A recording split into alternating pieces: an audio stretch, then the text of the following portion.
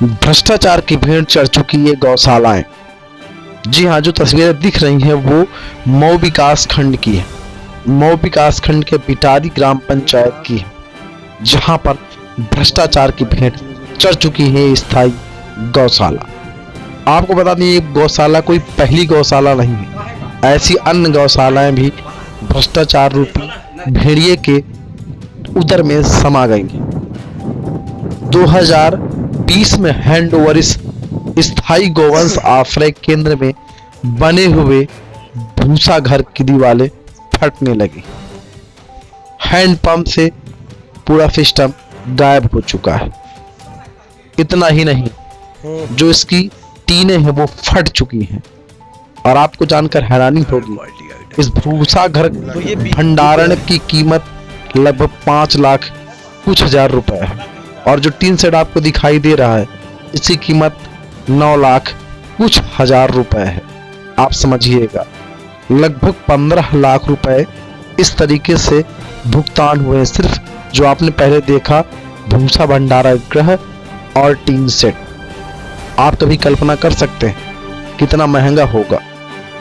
लगभग 17 लाख रुपए की लागत से बनाए गए इस स्थायी गौ आश्रय केंद्र के जो भूसा गृह का जो मकान जो बनाया गया है, आप जो भूसा भंडारण गृह देख रहे हैं, इसकी दीवारें फट गई हैं। साथ ही इसमें टीन के द्वारा छत बनाया गया है, जिसकी कीमत लगभग 6 लाख रुपए आकलन किया जा रहा है।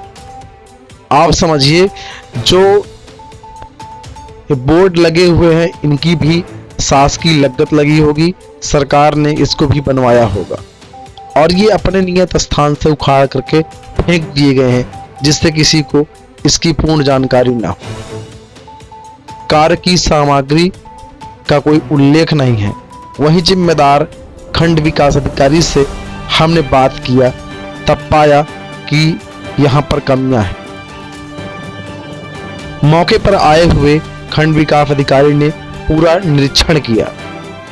वही हमारी टीम ने पहुंच करके इस पूरे गौ आश्रय केंद्र का निरीक्षण किया, जहां पर पाया कि कुछ टीनें फटी हैं तो कुछ टीनें गायब हैं। निर्माण वर्ष 2020 यानी अभी 1 वर्ष के करीबन हुए हैं और ये पूरी 3 सेटें धड़ाम हो चुकी। आपको बता दें कि इस स्थायी गौ आश्रय केंद्र को बनाने के लिए काफी भ्रष्टाचार किया गया। 17 लाख की लागत से बनाए गए इस गौ आश्रय केंद्र को आप देख करके समझ सकते हैं कितना लागत लगाया गया होगा, कितनी धनराशि का प्रयोग किया गया होगा। तो कहीं ना कहीं इस सूबे के मुखिया योगी आदित्यनाथ को खुला चैलेंज कर रहे हैं। नमस्कार, मैं हूं वेद प्रकाश शुक्ला और हम आज बात कर रहे हैं चित्रकूट की, चित्रकूट के मऊ विकास खंड की। आप हमारा सहयोग करें। एक स्वतंत्र पत्रकार के रूप में मैं आपको यह दिखा रहा हूं कि इस प्रकार भ्रष्टाचार की भेंट चढ़ चुके हैं विकास खंड मऊ में गौवंश और गौशालाएं। गौवंश इस समय सड़कों पर आपको टहलते हुए दिखाई देंगे। गौशालाओं की स्थिति बड़ी नाजुक है। वहीं इस पर आला बड़े जिम्मेदार अधिकारियों ने चुप्पी साध रखी है। आखिर ऐसा क्यों, एक बड़ा प्रश्न है। क्या सिर्फ सूबे के योगी आदित्यनाथ ही पूरी गौ आश्रय केंद्र को संचालित करेंगे? जिम्मेदार निचले स्तर के अधिकारी सिर्फ धन का बंदर बांट करने के लिए? एक बड़ा प्रश्न है। अब देखना होगा खबर चलने के बाद क्या इस पर सीडीओ चित्रकूट कोई कार्रवाई करते हैं, क्या कोई जांच होती है, क्या गौशालाओं में गौ सुरक्षित होते हैं? एक बड़ा प्रश्न है। सर, ये जानना चाहेंगे आपसे कि जो ग्राम पंचायत भिटारी है, इसमें जो स्थायी गौशाला बनी हुई है, यहाँ पर गौशाला के बाउंड्री वॉल के लिए, यहाँ के भूसा भंडारण गृह के लिए, समरसेबल के लिए और सोलर प्लांट के लिए पैसे यहाँ से आहरित हुए और ये संचालित हुआ। तो यहाँ मौके पर आपने देखा कि जो भूसा भंडारण गृह है वो तो फटा हुआ है, जो शेड बना है उस शेड में कई टीनें में वो नष्ट हो चुकी हैं और कई प्रकार की यहाँ पर कमियाँ पाई गई हैं। साथ ही यहाँ पर सोलर कहीं पर दिखाई नहीं दे रहा। तो इस पर आप क्या कहना चाहेंगे और किस प्रकार की कार्रवाई आप करेंगे?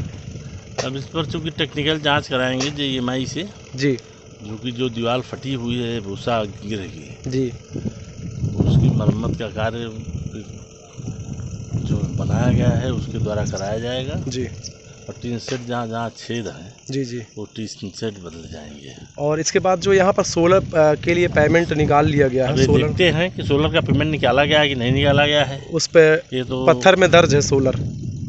हो सकता है एस्टीमेट के अनुसार दर्ज करा दिए हों, जी क्योंकि ये जो बोर्ड लगा है, बोर्ड निर्माण कार्य के पहले लग जाता है। अच्छा अच्छा जी।